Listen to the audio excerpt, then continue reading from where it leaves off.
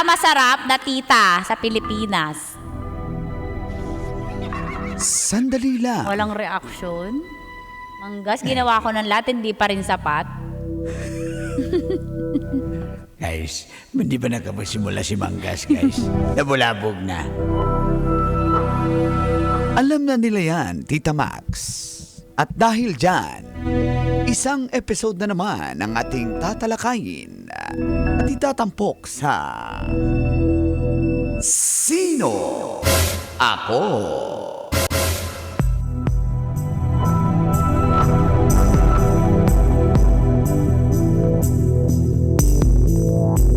Naging viral na naman ang negosyanteng si Atong Ang matapos maglabas ng arrest warrant ang Santa Cruz, Laguna Regional Trial Court Bench 26. At ito'y laban kay Atong Ang at 17 pang individual dahil sa kasong kidnapping with homicide.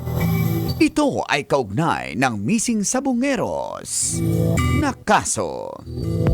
Walang piyansa ang nasabing kaso. At ang itinuturong mastermind sa kanilang pagkawala ay walang iba kundi si Atong Ang.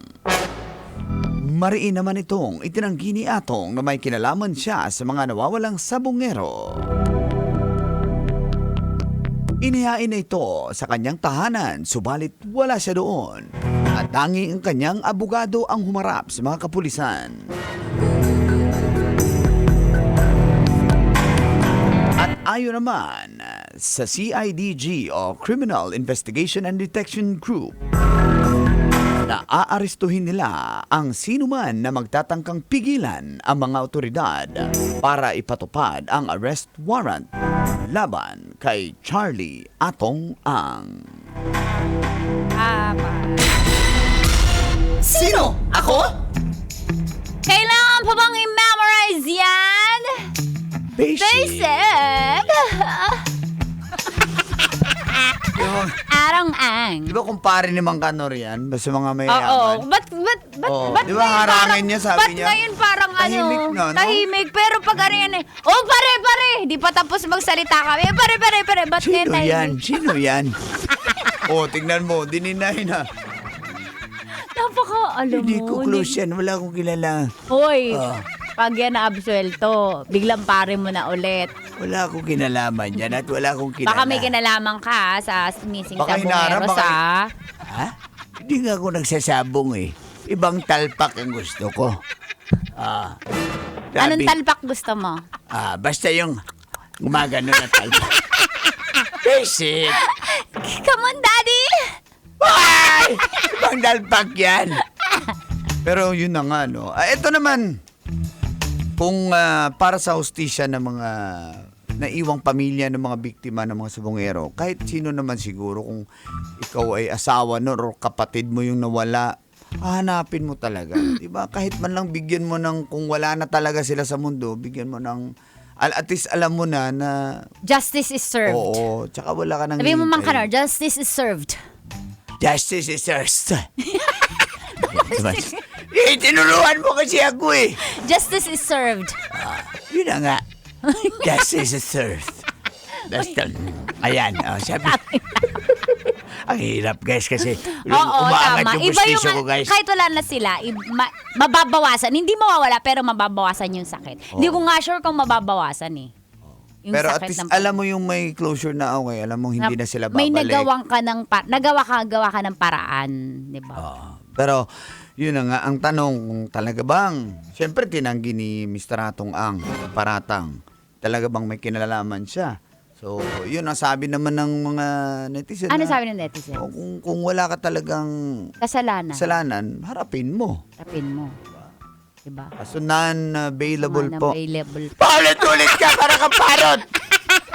Parot na masarap. Galaw. Pero yun na nga, di naman tayo yung Mauuna tayo sa batas. Oo. Pero Antay nag-trending lang si ka. attorney, yung abogada niya. Oo, kasi Nung para humarap siyang sa sa mga pulis. TikTok shop nagtitinda. Oo. Check out na! Parang gano'n, napanood ko rin yan eh. Mars! Tap, Sandali lang Heart. Inidulo ko yun si attorney. Idol mo Uy, yun. Kasi, hello, Trixie. kasi, Kasi yun na nga, nung nandun na yung mga polis, diba? Ano sabi niya? Oh, 4 lang po yung papasok. 4 lang. pasok ka, yes, 4 lang ha. Apa. Ay, Okay, pa-flex naman po na number 5, basket number 2. Tap. uy, parang nagbibenta na si attorney. TikTok. Hindi yung tono niya kasi, di ba? Oo, Para daw, nalito kung lawyer ba siya o tour guide ba siya. Oo. Kasi yung tono niya nga, parang ganun yung, parang nagbebenta, online o nagtutour guide. Hindi kasi sound authoritative siya. Yung talagang Hindi may, siya sound na may hindi conviction. Yes, Ganun. tama, conviction. And hindi siya tunog ang dami, ano pa, may adjective ba? Hindi siya tunog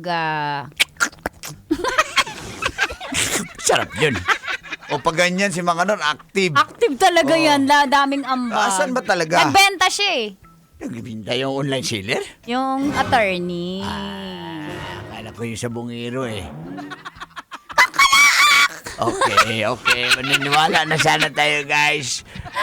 Sabi nung manok. Sabi ng attorney. Ano? Mahilig ka talaga. Tumukha siya. Sabi nung manok. Sabi ni attorney. Bisik pa sa mga attorney. Alam na din. Hinihimas niya yung manok. Hinimas na sa bungiro. Hinimas ng attorney. Ang laki ng cock. Ni attorney. Siyempre nasa bungero. Baka ano mo. May mga bastos bugado ka. din na sa bungiro eh. Meron ba? Multitasking. Bastos ako yung bastos guys. Siya nagtanong, ang laki ng kat. Tapos ako, Ano si Yupi? Kak.